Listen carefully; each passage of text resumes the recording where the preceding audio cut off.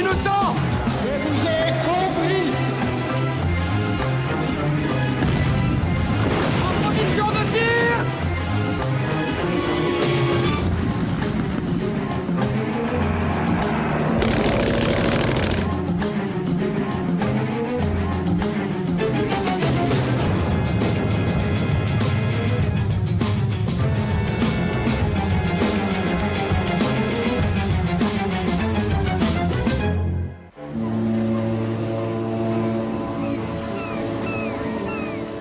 Après la défaite contre l'Allemagne en 1870, la France cherche à retrouver son rang de grande puissance.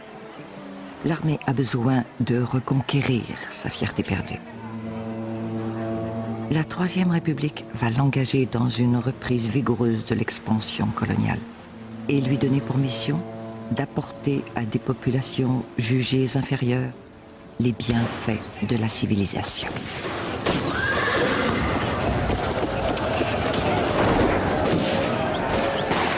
Troupes de marine et légions étrangères en tête vont devenir l'armature de cette mission civilisatrice. Et c'est un juste équilibre républicain composé de soldats de métier et de conscrits qui part à la conquête du monde. Donc l'armée essuie une défaite très très lourde et elle a besoin de se retrouver des modèles, elle a besoin de se retrouver des héros. Je crois que comme toute institution, mais l'armée tout particulièrement, a besoin d'avoir des guides un petit peu, des repères à suivre extrêmement précis. Je crois que c'est inné à ce type d'institution dans lequel le rapport de hiérarchie, le rapport du modèle est extraordinairement important. Ils ont le sentiment, avec d'autres comme Lyautey, que la France se régénère dans cette conquête coloniale et que par le nombre de kilomètres carrés et dit-on à l'époque, je m'excuse du terme, d'indigènes qui sont sous ses ordres, elle retrouve son rang de grande puissance. L'Afrique équatoriale, l'Afrique occidentale, Madagascar, le Tonkin, la Cochinchine, le Laos dessinent à la fin du XIXe siècle la carte d'un vaste empire, le deuxième du monde après l'Angleterre.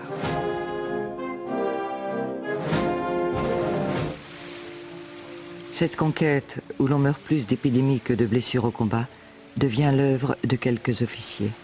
Gallieni, Lyautey, Joffre. Ils ont une sorte, pour certains d'entre eux, d'exaltation, de notion de mission civilisatrice, ce qui n'empêche pas, hélas, quelques soudards qui vont se comporter en conquistadors purs et simples, en pillant, en cassant. En fait, il y a eu deux moments. La conquête suivi parfois de l'acculturation, la négation totale de l'autre. On l'a vu en Algérie, lorsqu'on saisit des mosquées à Alger pour les transformer en églises. Mais ensuite, il y a cet intérêt et cette notion de mise en valeur. Les militaires sont les premiers concernés. Et très vite, l'armée va aussi trouver un rôle qu'elle va d'ailleurs qualifier elle-même de bâtisseur. Et là, évidemment, ce qui emblématise le soldat bâtisseur, c'est le légionnaire. Cette célèbre formule, quand il pose son fusil, il attrape sa pelle.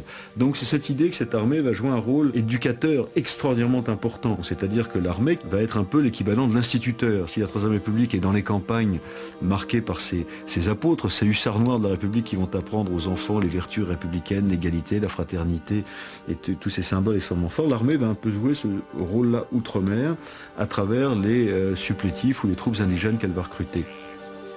Il ne faut pas oublier que dans cette Troisième République, où on attend des élites qu'elles jouent un rôle social, éducateur et formateur extrêmement important, l'armée va jouer ce rôle essentiel. Et c'est vrai qu'on voit bien d'ailleurs combien l'armée française, alors qu'elle a été défaite à peine 20 ans plus tôt, va tout d'un coup devenir un des éléments essentiels, un des éléments moteurs de la modernisation de la nation à travers la République. Dès le début de la conquête, les populations indigènes apparaissent comme une source d'effectifs indispensable. L'armée va s'enrichir de régiments qui deviendront des légendes. Spahi, Tabor, Goumier, tirailleurs sénégalais. La levée de troupes locales a suscité un débat au sein même d'une grande question qui était tout simplement, faut-il créer une armée coloniale ? C'est le plus long débat de la République avec la peine de mort et l'impôt sur le revenu. Il a fallu 19 ans de débat, entre 1881 et 1900, pour que l'on voit apparaître, après 102 projets et propositions de loi, 102, pour voir apparaître des troupes coloniales comportant entre autres des régiments indigènes.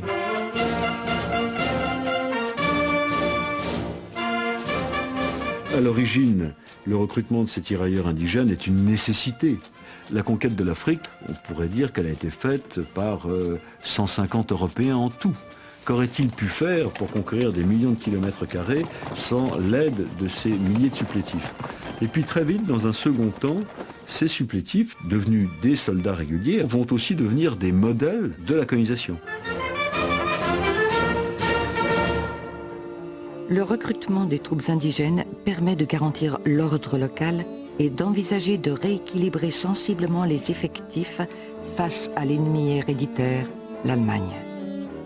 Avant la mobilisation de 1914, l'effectif de soldats indigènes représentera 48 700 soldats. Mangin écrit un livre essentiel qui s'appelle La Force Noire, dans lequel il développe l'idée prégnante dans tous les esprits à l'époque, c'est que la France, pour laquelle la guerre avec l'Allemagne va être inévitable, souffre d'un déficit démographique absolument énorme. Et selon Mangin, l'Afrique noire, mais pas seulement elle, le Maghreb, l'Indochine, représentent des viviers de soldats fidèles, loyaux, guerriers, qui pourront aider à compenser ce déficit démographique.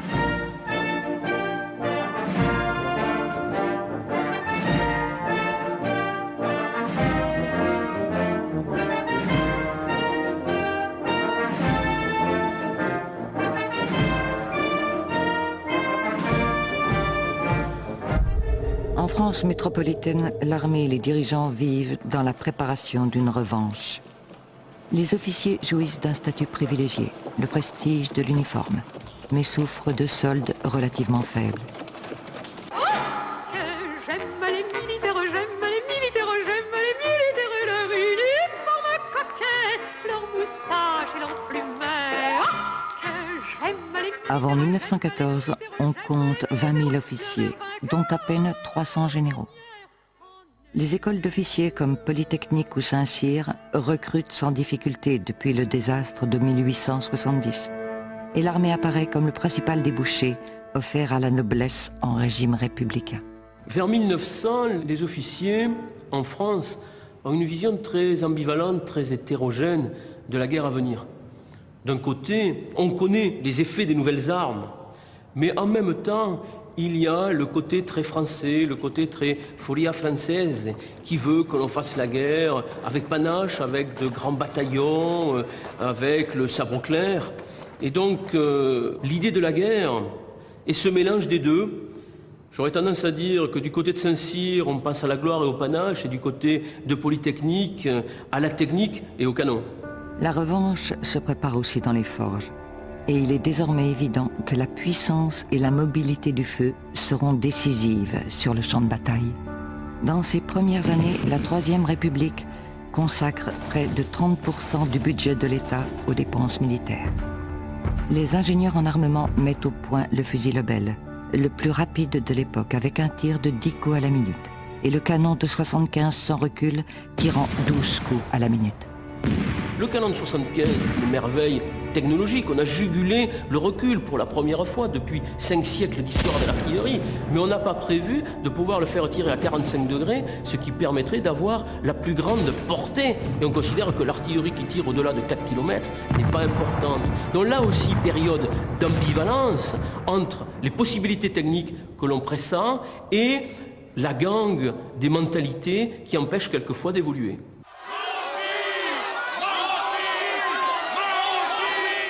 C'est d'ailleurs une affaire d'espionnage d'armement qui va ébranler l'armée et la République. Un officier juif, Alfred Dreyfus, est accusé en 1834 d'avoir fourni à l'Allemagne des informations secrètes. Reconnu coupable par le Conseil de guerre, il est condamné à la dégradation et la déportation à vie. Au nom du peuple français, nous vous dégradons. Soldats! On dégrade un innocent! Soldats! On déshonore un innocent! Vive la France! Vive l'armée!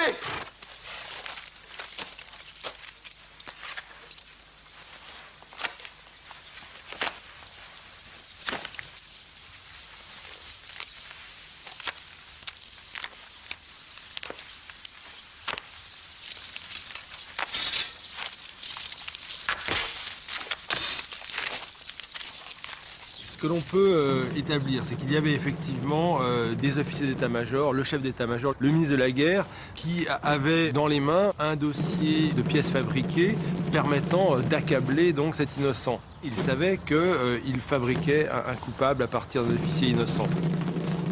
On a effectivement une minorité active d'officiers antisémites.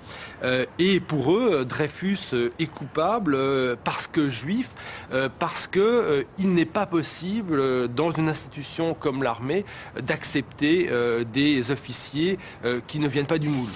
La France du scandale de Panama a plus que jamais besoin d'une armée saine, racialement pure. Les officiers juifs sont des traîtres en puissance, parce que ce seront toujours des étrangers. Quel que soit le courage personnel du capitaine Crémieux-Foat, je continuerai de publier cette vérité dans mon journal. Il arrive en fait dans l'institution militaire au plus haut niveau, c'est-à-dire à l'état-major, par le mérite, par la réussite au concours, aux grandes écoles, et non pas par la cooptation, comme c'était le cas, ou par la réussite, le courage physique lors de campagnes coloniales. Ce n'est pas un sabreur en fait. Eh bien, lorsqu'il a fallu trouver un coupable, ça sera le capitaine Dreyfus, car le capitaine Dreyfus était le plus emblématique de cette voie moderniste, et en cassant cette voie moderniste, on donnait un coup d'arrêt à la démocratisation de l'armée, à la modernisation de l'armée. Et là, malheureusement pour la France et pour le XXe siècle, eh bien, cette entreprise de coup d'arrêt à la modernisation, à la démocratisation, a réussi. La condamnation du capitaine Dreyfus décourage les polytechniciens d'investir en fait la voie militaire, et l'armée se retrouve d'une certaine manière à nouveau dans un monde fermé. Et je pense que cette occasion manquée de la modernisation, de la démocratisation explique aussi les erreurs dramatiques de l'été 1914 et de l'été 1940.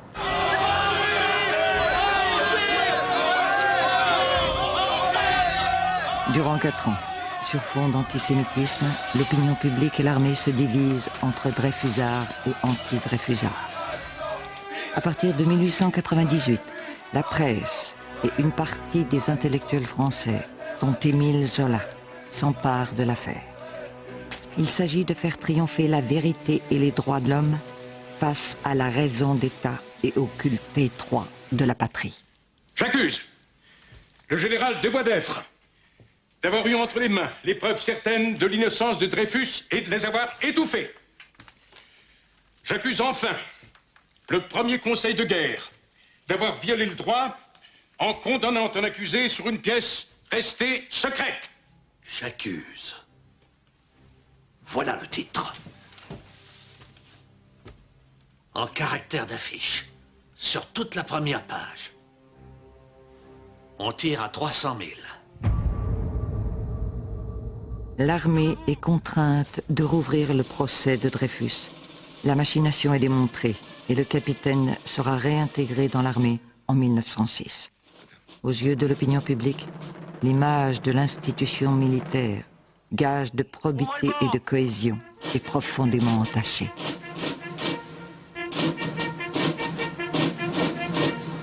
L'onde de choc de l'affaire Dreyfus dans l'institution militaire est très profonde, mais elle est très silencieuse.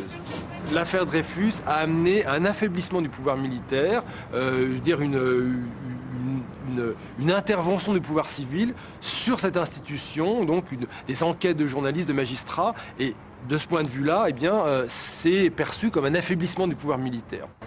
La Troisième République se donne aussi pour ambition de former des citoyens soldats. Après avoir édifié les mairies, les palais de justice, les écoles communales et les lycées, elle donne au paysage urbain un édifice standardisé devant imposer le respect à celui qui y pénètre. La caserne. Les communes rivalisent pour obtenir le privilège d'accueillir un casernement dont les répercussions économiques et sociales sont importantes. La Troisième République va construire les villes avec la gare, l'école, le palais de justice, la caserne, la mairie. Tout ça, ce sont des éléments d'un passage de la modernité absolument énorme et qui vont, je crois, constituer un sentiment d'identité nationale très puissant. Il faut voir que la Troisième République, on ne peut pas la comprendre sans l'armée du peuple, sans les conscrits et sans cette idée de nation. C'est cette idée qu'on peut se sacrifier pour la nation. Et donc le mot nation était le mot synthèse qui permettait de renouer des gens de tendance encore qui n'étaient pas très républicaines et ceux qui voulaient la République. Donc je dirais l'armée de la nation, c'est aussi l'armée de la République parce que ça renvoie au passé du pays, à la nation en danger, à vouloir vivre en commun. Quoi. Donc on est vraiment sur les grands thèmes républicains. Avant de partir au régiment, lorsqu'est venu le jour du tirage, je me souviens que je marchais crânement avec les conscrits de mon village. Au moment de prendre mon numéro, être apte pour l'armée est un honneur et donne souvent lieu à des fêtes qui clôturent dans la joie la prime jeunesse et préparent au passage à la vie d'homme. Quand on se dit faut quitter le patelin, ça ferme ses cochons et ça rose. On a beau faire le malin, et ça vous fait tout de même quelque chose. Pour l'appelé venant de son village où le sol des maisons est encore en terre battue, la caserne est un édifice moderne et salubre. Les chambres sont aérées et lumineuses, il y a des douches avec de l'eau chaude, les cours sont goudronnés. Le service militaire devient un facteur de cohésion nationale. Il doit être, selon Gambetta, la représentation exacte et complète de la France.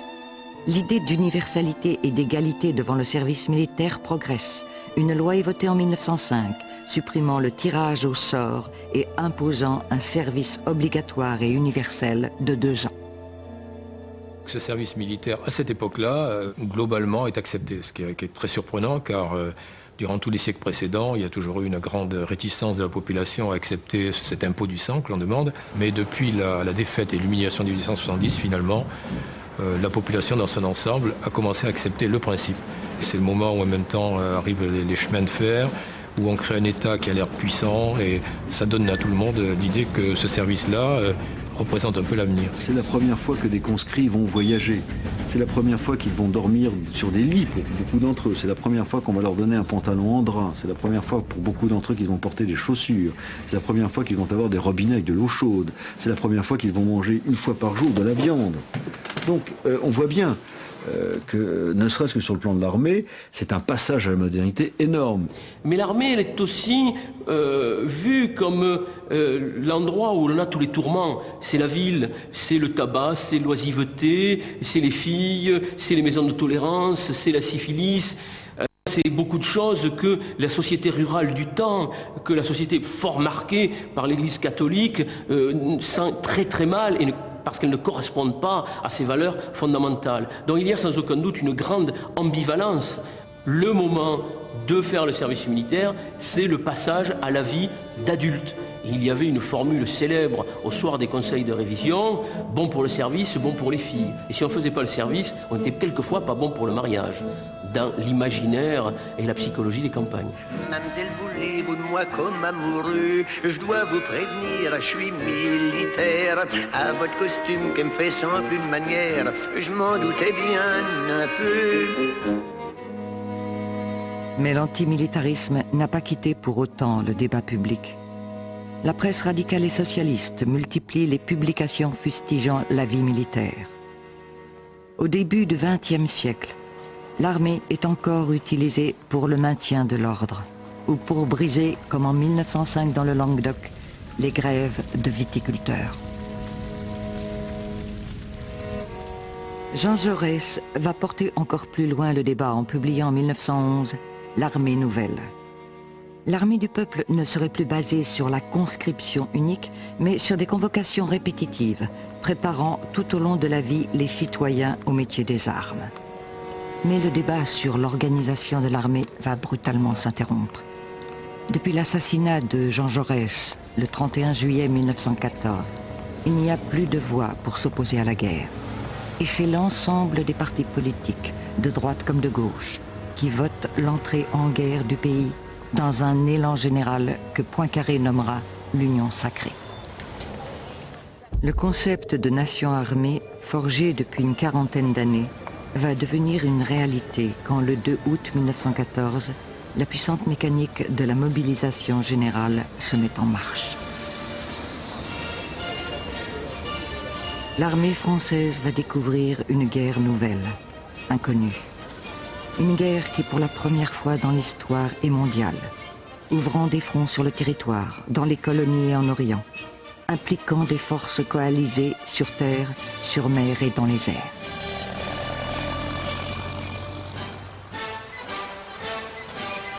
Dans tous les pays européens, on opère des mobilisations générales énormes. Mais parmi ces mobilisations générales énormes, la plus énorme est la mobilisation générale en France. En quelques jours, on appelle sous les drapeaux près de 4 millions d'hommes. Cette énorme mobilisation avait un sens national. La nation tout entière participait à la guerre. Les mobilisés partaient avec résolution, mais partaient avec résolution en sachant qu'ils seraient revenus, pour les plus optimistes, victorieux, et pour les vendanges, et pour les autres, à la rigueur pour Noël, mais pas plus. Cette armée qui part pour une guerre courte présente un double visage. Modernité de l'armement, utilisation de l'aviation naissante à des fins d'observation, mais elle manque d'artillerie lourde, ne possède aucun fusil mitrailleur et ne dispose que de 50 postes radio. Les communications se font encore par pigeons voyageurs. 300 000 volatiles sont réquisitionnés.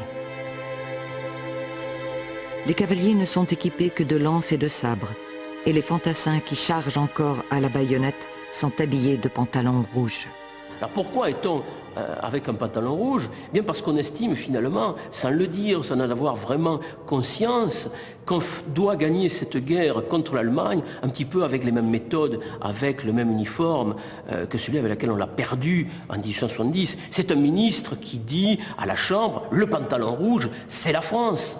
Et donc on ne peut pas en changer. Ce sont les Parisiens qui, lors de défilés où l'on fait des essais de nouvelles tenues, sifflent les troupes qui défilent. Donc il y a une identité de pensée entre les militaires, entre les politiques, entre la population, pour s'opposer à ce changement de tenue qui ne correspond pas à l'idée surréaliste que l'on se fait de la guerre. En 1914, toutes les forces de l'armée sont orientées vers l'offensive. Il faut vaincre par le choc.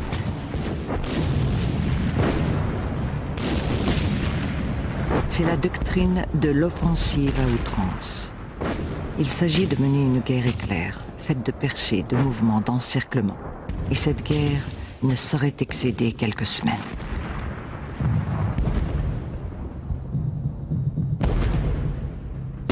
Conséquence sur les soldats, les pertes ont été hallucinantes.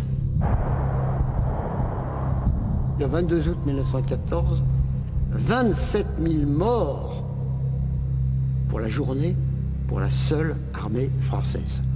Hein? Non, les pertes ont été absolument terrifiantes.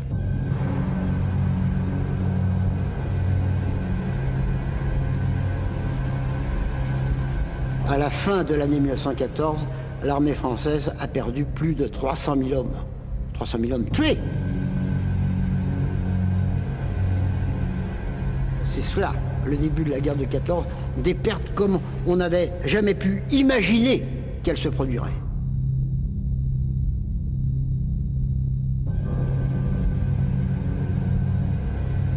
Avec l'entrée en guerre, le territoire est découpé en deux zones. La zone de l'intérieur, sous l'autorité du ministre de la Guerre, et la zone des armées, dans laquelle le généralissime a tous les pouvoirs. Les militaires, Joffre à leur tête, imposent leur stratégie, dirigent la guerre et prennent l'ascendant sur le pouvoir civil, réfugié à Bordeaux. Très rapidement, le président de la République, Poincaré, s'est permis de dire, je ne sais même pas quand je pose une question au grand quartier général, si à l'autre bout du fil, c'est pas un adjudant qui me répond. On parle d'ailleurs de la dictature de Joffre ou de la dictature de Chantilly, c'est-à-dire celle du grand quartier général. Pour comprendre ça, il faut bien avoir en tête que Joffre apparaît comme celui qui a sauvé le pays au moment de la bataille de la Marne. Et donc à partir de là, s'il a sauvé le pays, on lui doit énormément et c'est bien à lui qu'il faut confier les rênes du pouvoir. Il ne faut pas oublier que nous sortions depuis peu d'années de l'affaire Dreyfus. Et que pour beaucoup d'officiers, c'était une sorte de revanche, de conduire la nation en armes, qu'ils retrouvaient leur place. Un des grands combats d'un certain nombre de parlementaires pour essayer de reprendre du pouvoir, ça va être essayer d'imposer le contrôle parlementaire aux armées, et notamment dans la zone des armées. La zone des armées était évidemment la chasse gardée des militaires, comme ça l'indique, et évidemment, ils n'avaient aucune envie de voir une intrusion du pouvoir civil dans leurs prérogatives. Donc le contrôle parlementaire va être un des gros combats des années 1916-1917, mené par tout un ensemble de parlementaires, d'hommes politiques, pour essayer d'imposer aux militaires d'accepter le contrôle du pouvoir civil. Il faudra attendre un vote du Parlement en 1916 pour que le gouvernement reprenne aux militaires la conduite de la guerre. Malgré cela, la doctrine de l'offensive à outrance continue de s'imposer, engloutissant des milliers d'hommes et ne produisant aucune avancée tactique. Alors pourquoi cette doctrine n'a pas fonctionné? Eh bien, tout simplement parce que jamais dans l'histoire de pareils effectifs n'avaient été dressés d'un côté et de l'autre. Des effectifs munis de pièces d'artillerie à tir rapide. En fait, contrairement à ce que l'on avait pu croire, cette guerre n'était pas une guerre comme une autre, ce n'était pas une guerre qui se résoudrait dans une seule grande bataille et que ce serait obligatoirement, compte tenu des masses mises en jeu, une guerre longue. Mais il a fallu près de 3 ans pour le comprendre. Non seulement que ce serait une guerre longue à cause des effectifs, mais que on ne pourrait pas, comment dirais-je, utiliser uniquement les matériels existants, qu'il faudrait imaginer d'autres matériels pour gagner cette guerre. Que, en définitive, cette guerre n'avait rien à voir avec celle que l'on avait imaginée. La guerre de mouvement se transforme en guerre de siège. Les combattants sont obligés de s'enterrer, imposant à l'état-major ce qu'ils se refusent à concevoir. Une guerre de tranchées, une guerre de cauchemar. À partir du moment où les offensives échouent, les armées ne peuvent pas faire grand-chose d'autre que de s'enterrer, en quelque sorte, face à face. Et tout naturellement, d'abord on creuse des trous individuels, puis ces trous individuels sont réunis ensemble, et cela allait constituer le début du système des tranchées. On peut parler du peuple des tranchées. C'est une vraie société troglodyte qui se met en place dans des conditions particulièrement difficiles, hein, parce que dès le moment où il y a de la pluie, ça devient des cloaques, les gens sont dans la boue en permanence, donc ils sont terreux. C'est un monde de vie pénible. Quand on lit des récits de soldats, il y en a beaucoup. Bon, aujourd'hui gèle, ou aujourd'hui le temps est comme ça, donc ils commencent par dire le temps, parce que c'est ce qu'ils vont vivre dans la journée et la nuit. Du côté français, on n'admettait pas la guerre de tranchées. On considérait que la seule stratégie qu'on devait avoir, c'est de rompre le front adverse pour reprendre la guerre de mouvement, arriver en terrain libre pour la guerre de mouvement. Seulement, on n'est jamais arrivé en terrain libre. Et ça va durer. Et ils ne savent pas quand ça va se terminer. Il faut savoir que les premières permissions, c'est au mois de juillet 1915. C'est-à-dire les gens qui sont partis en 14, ils ne reverront pas leur famille pendant 1 an. Dans la promiscuité des tranchées, les soldats découvrent ce qu'est la France. On y parle différents dialectes, on y entend des accents de toutes sortes, et on se confronte à des mœurs différentes.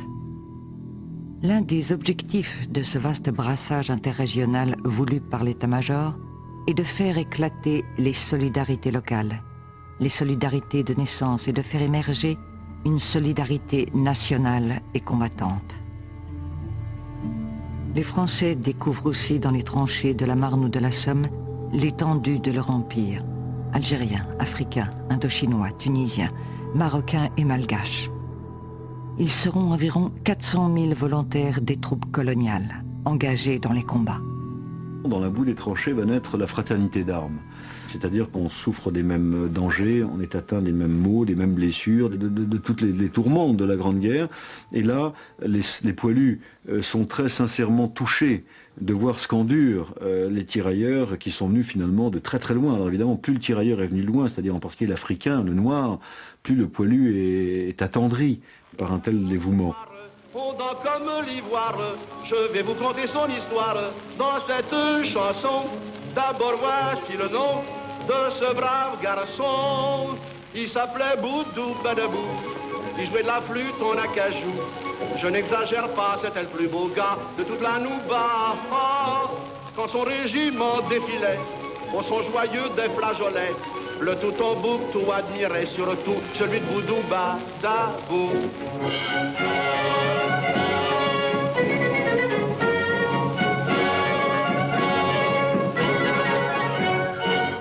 Voyez-vous, vous ne comprendrez pas pourquoi des régiments entiers se font détruire au feu. Pour une raison qui est très simple. La société militaire est beaucoup plus juste que la société coloniale. Que ce soit dans un régiment de Spahi, un régiment de tirailleurs sénégalais, quand vous rentrez dans ce régiment, vous êtes considéré, c'est une nouveauté pour ces gens, comme un homme. Ce qui explique le phénomène très curieux que le mot patrie, l'Alsace-Lorraine, n'a aucun sens pour ces Africains. Mais en revanche, le totem, le drapeau du régiment, le capitaine que l'on va suivre comme un seigneur d'une bande féodale, là ça a une importance.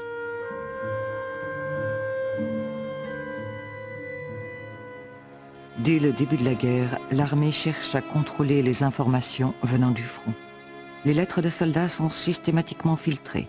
Les journaux de propagande fleurissent et, pour la première fois, grâce au cinéma naissant, l'état-major peut imposer une image animée et rassurante de la guerre et créer un service cinématographique propre à l'armée.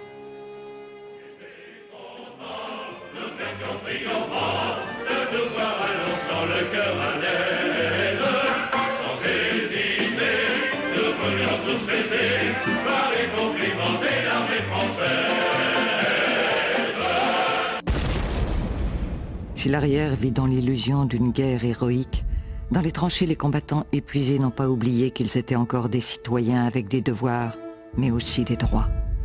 Ils tentent de faire entendre leur voix, organisent des révoltes et des mutineries, même si le code de justice militaire est là pour rappeler qu'aucune défaillance à l'obéissance ne peut être tolérée.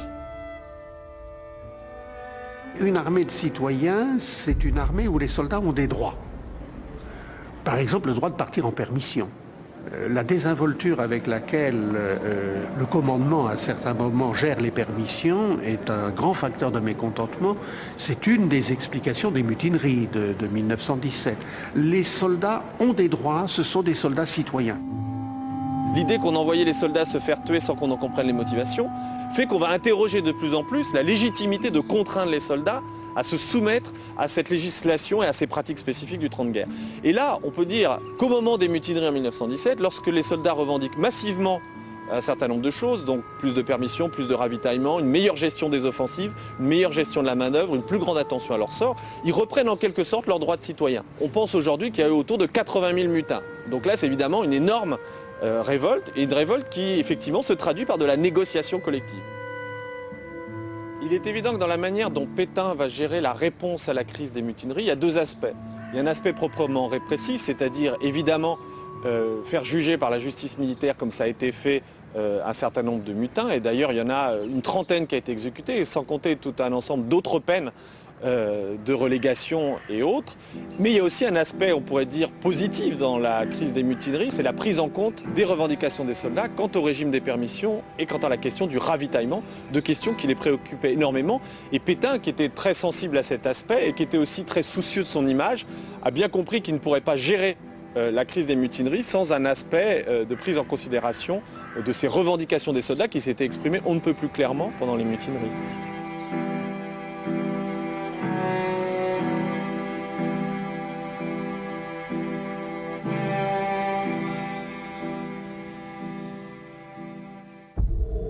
À partir de février 1916, l'Allemagne et la France s'engagent dans une bataille censée décider de l'issue de la guerre. C'est la bataille de Verdun, dans laquelle les deux armées massent leurs forces. Pour la première fois dans l'histoire des guerres, la bataille s'ouvre sur un combat aérien. L'avion s'est imposé comme l'arme moderne, destinée à compter. Et la maîtrise de l'air sera pour celui qui l'acquiert la première des victoires.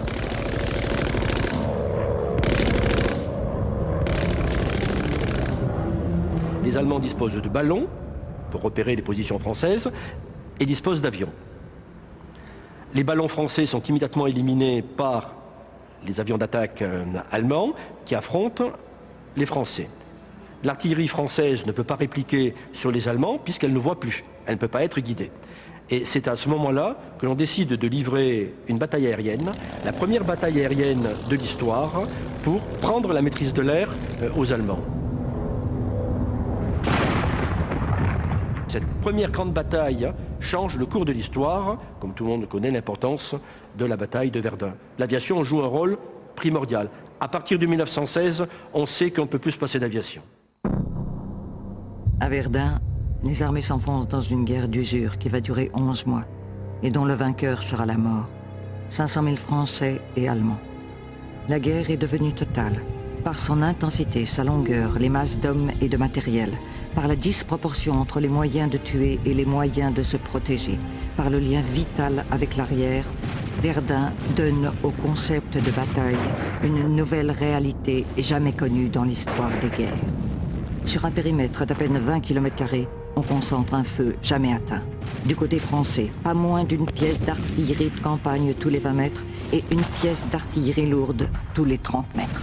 On rentre en guerre avec un canon tirant à 4 km, c'est le canon de 75, c'est celui-ci, et on va finir la guerre avec des canons tirant à plusieurs kilomètres, l'artillerie lourde sur voie ferrée tirant à 20 km, avec des obus qui ne font plus 75 mm, mais qui vont faire 380 mm. Mais surtout, on a le char. Alors, contrairement à une historiographie quelquefois un peu réductrice, le char, c'est pas le remplaçant du cheval, c'est pas la chevauchée fantastique. Le char, c'est un canon qui roule. Donc, du côté de l'artillerie, c'est ce grand changement sur les portées, sur le mouvement lié au moteur aussi, avec des tracteurs qui vont tirer les chars en remplacement des chevaux. On va remplacer l'avoine par l'essence. La guerre est devenue industrielle. 1 600 000 hommes sont mobilisés à l'arrière pour la seule fabrication d'armes. Les femmes investissent massivement les usines et contribuent à l'essor de l'industrie d'armement naissante. En 1916, on produit 160 000 obus par jour pour le seul canon de 75. On pensait faire la guerre courte avec quelques centaines de milliers de coups. Les offensives de 1918, par exemple, c'est 1 million de coups par jour, l'équivalent de 150 trains. Donc toute une nécessité de ces nouvelles armes, d'avoir à l'arrière une logistique importante pour amener tout ce qu'il faut pour les faire fonctionner. C'est la première grande guerre industrielle de l'histoire. Et c'est la première fois que la puissance économique et la puissance industrielle sont des facteurs essentiels de la guerre. En plus, il faut reconnaître que la France, par rapport à l'Allemagne, est un pays qui démarre industriellement, mais qui a une tradition d'entreprise manufacturière où on travaille à 10-15 ouvriers d'une manière artisane. Et là, brutalement, il faut passer à une industrie de guerre où ce que demande l'armée, c'est des canons en masse, des munitions à fournir derrière, des camions, ainsi de suite. Et donc, rien n'est prévu. La France manufacturière termine la guerre avec des entreprises comme Renault, Hotchkiss, Citroën qui n'étaient rien avant-guerre et qui sortent de là comme étant des usines ultramodernes. Les armes modernes qui émergent du conflit et vont permettre la victoire sont les avions et les chars. En 1914, l'armée possède 170 avions. En 1918, elle en a fait fabriquer 3600. Quant aux chars, ils n'existent pas au début du conflit et leur nombre atteindra 3400 en 1918. Il est évident qu'une armée avec une aviation et des chars ne ressemble plus beaucoup à l'armée qui était partie en campagne en 1914. La fin de la guerre montre, à travers la guerre de tranchées, à travers le début du camouflage, à travers l'utilisation des gaz de combat, qui sont une arme déshonorante s'il en est, et pourtant que l'on va utiliser, montre bien que la notion d'honneur a totalement disparu. On n'est pas dans cette belle guerre que l'on imaginait en août 14, on est dans une guerre industrielle, dans une guerre sordide, dans une guerre de sang et de boue. C'est la fin de la guerre et des grandes chevauchées à la Napoléon.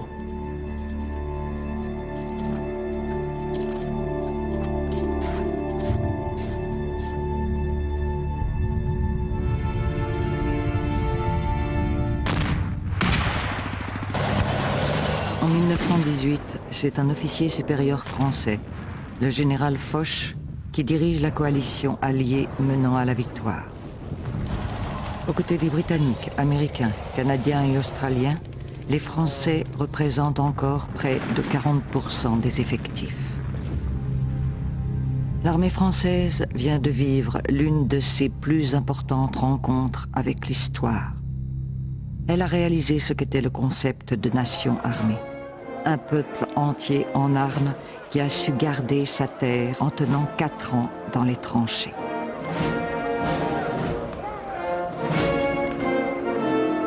Un quart de ces officiers sont morts au combat. Chez les mobilisés, on compte 18% de pertes. Parallèlement à ce désastre humain, l'armée a connu la plus importante mutation technologique de son histoire. Elle est passée, dans l'épreuve de la guerre, d'une armée du 19e siècle à une armée moderne, dont la puissance de feu est inégalée. Elle jouit dans le monde d'un immense prestige. C'est l'armée de la victoire. L'image de l'armée française est extraordinaire à ce moment-là. Très clairement, l'armée française est considérée comme la première du monde. Et d'ailleurs, tous les pays qui souhaitent développer leur armée, enfin beaucoup de pays du moins, font appel à des officiers français. Si la France est une nation victorieuse, elle est aussi une nation inquiète pour sa sécurité. Elle impose par le traité de Versailles signé en 1919 le démantèlement de l'armée allemande, réduite à 100 000 hommes chargés du maintien de l'ordre. Elle obtient également le droit d'occuper militairement la Rhénanie pour une durée de 15 ans. Ils sont peu nombreux, ceux qui voient dans ce traité les signes d'une humiliation profonde pour l'Allemagne et les germes d'une revanche inévitable. Si la France rayonne dans le monde grâce à son armée, le pays est exsangue. 1 350 000 morts, plus de 4 millions de blessés.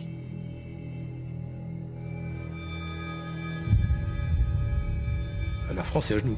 Si vous voulez, tout ce qu'on lui racontait sur la beauté de la République, sur la nation, sur la cohésion nationale, sur le fait qu'il fallait faire des sacrifices pour le pays, à ce prix-là, pour ce résultat-là, non, le pays ne marche plus. C'est une victoire douloureuse, hein, c'est pas la victoire glorieuse, et donc personne ne pense à ce moment-là faire de l'armée française une espèce de gendarme du monde, il n'y en a que quelques-uns qui le pensent. Une grande partie du territoire sur les fronts du Nord et de l'Est est à reconstruire. Les moyens financiers vont très vite manquer pour l'entretien de cette grande armée et le maintien du programme d'armement. Quant à l'opinion, sous le masque des années folles, elle est profondément traumatisée, dégoûtée de la guerre, et se détourne de son armée. Eh bien, on a taillé des coupes sombres dans l'armement. Les usines de guerre se sont arrêtées, évidemment. Leur personnel a été licencié. La production de chars, la production d'avions. Il y avait tout un programme de construction, au fond, d'une armée moderne, mais qui a été très rapidement oublié. Et en fait, relativement peu de temps après la fin de la guerre, on assiste à un véritable déclin de l'armée française. Cette armée de la victoire apparaît aussi très vite comme l'armée de la boucherie. Hein, de ces morts, de ces blessés, de ces soldats dont on n'a pas retrouvé les corps. Et donc il y a toute une critique évidemment qui va se développer chez les anciens combattants, qui sont des millions en 1918, et qui va donc donner une autre phase de l'armée comme étant évidemment une institution qui est responsable de la somme de souffrances qu'ils ont supportées.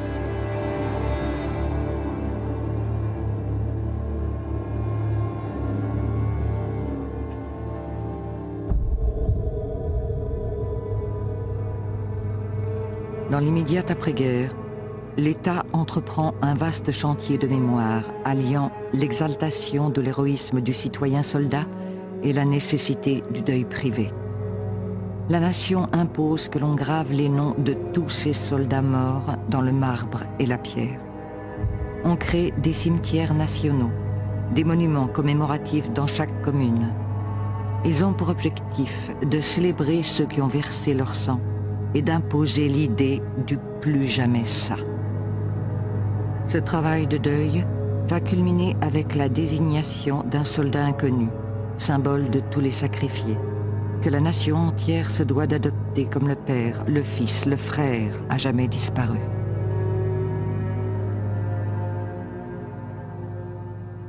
Une des nouveautés de la guerre de 14-18 avec le soldat inconnu, c'est de systématiser cet hommage aux morts sans tenir compte du grade. Évidemment, dans les guerres précédentes, et notamment pour les guerres napoléoniennes, on a toujours honoré les grands généraux, les grands chefs militaires. Mais avec la guerre de 14, on va systématiser l'hommage aux simples soldats. On est là évidemment dans la tradition du citoyen soldat qui a été cultivé sous la Troisième République. Par ailleurs, pour la première fois en France, un secrétariat d'État est consacré aux anciens combattants. Ces vétérans sont encore des hommes dans la force de l'âge. Ils vont représenter, à travers les centaines d'associations créées, un certain courant de pensée, majoritairement pacifiste. Dans la population globale, les gens qui ont fait la guerre représentent un petit peu plus de la moitié du corps électoral en 1932. Et il y a plus de 3 millions d'anciens combattants cotisant dans les associations. J'y participe à un mouvement d'opinion qui est celui de l'ensemble de l'opinion française, qui est un renversement de la doctrine militaire par rapport à l'avant 1914. Et donc par rapport à cette stratégie purement offensive, la défensive reprend de l'importance et devient la doctrine officielle.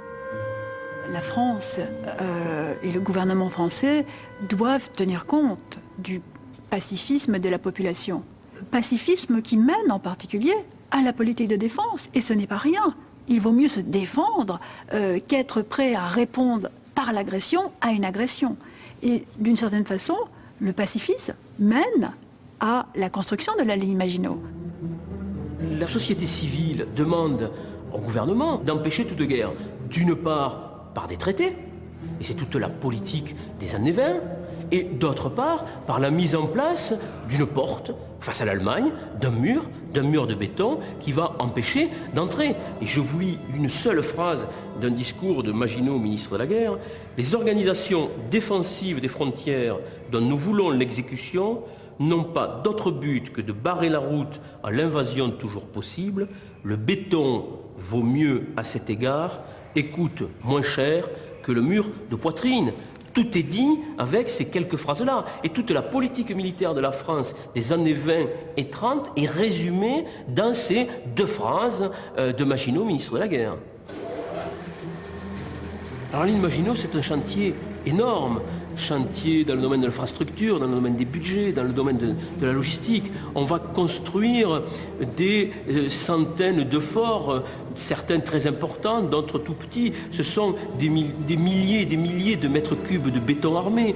Ce sont des sommes phénoménales englouties dans ces constructions-là et qui ne permettent pas la modernisation de l'armée pendant la même période. La ligne Maginot a été d'une grande précision dans son étude et ensuite dans son exécution. Parce que bien évidemment, on a fait de gros travaux sur l'artillerie, bien évidemment, on a fait des travaux sur le béton, sur la protection, mais surtout sur la qualité de vie des soldats, puisqu'on voulait qu'on puisse durer longtemps dans cette ligne Maginot. Que ce soit les chambrées, que ce soit les cuisines, que ce soit aussi les lampes à UV pour bronzer, que ce soit les possibilités de salles de sport. Donc il y a une complexité de cette ligne Maginot qui est très très en avance finalement sur son temps.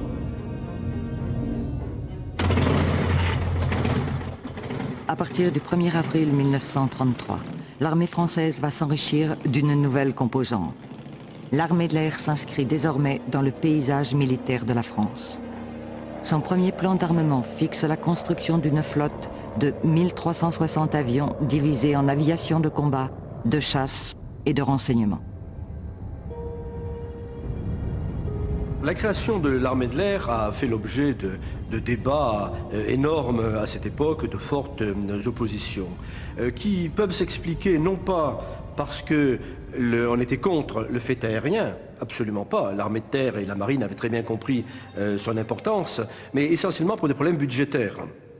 Il fallait donc, créant une nouvelle armée, il fallait lui donner un budget en conséquence, et cela se faisait bien entendu au détriment de l'armée de terre et de la marine, ce qui explique certaines oppositions de caste à cette époque. Donc l'armée de l'air, une fois qu'elle est créée, il va falloir qu'elle définisse ses missions, qu'elle s'organise, qu'elle forme son personnel à sa façon, qu'elle ouvre des écoles. Donc c'est une période extrêmement importante. Il faut quand même noter que cette armée de l'air arrive finalement très tard dans le dispositif militaire français, quand on pense par exemple que la Royal Air Force est créée à la fin de la Première Guerre mondiale.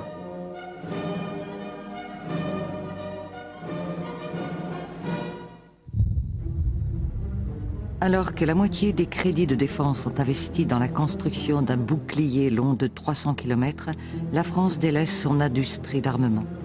Quelques voix se font entendre pour critiquer la stratégie défensive, comme celle du colonel de Gaulle qui, dans son ouvrage « Vers l'armée de métier », préconise la construction massive de chars et d'avions.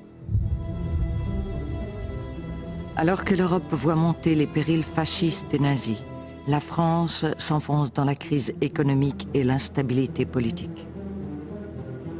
En 1936, le chef du gouvernement, Léon Blum, tente de redresser la situation en affectant 14 milliards de francs au réarmement du pays. Les militaires s'aperçoivent soudain que le temps leur est compté pour construire l'armée moderne qui leur permettra d'affronter de nouveau l'Allemagne. Celle qui fut un temps l'armée la plus puissante du monde est devenue une armée immobile, qui s'apprête à subir le plus tragique de ses rendez-vous avec l'histoire.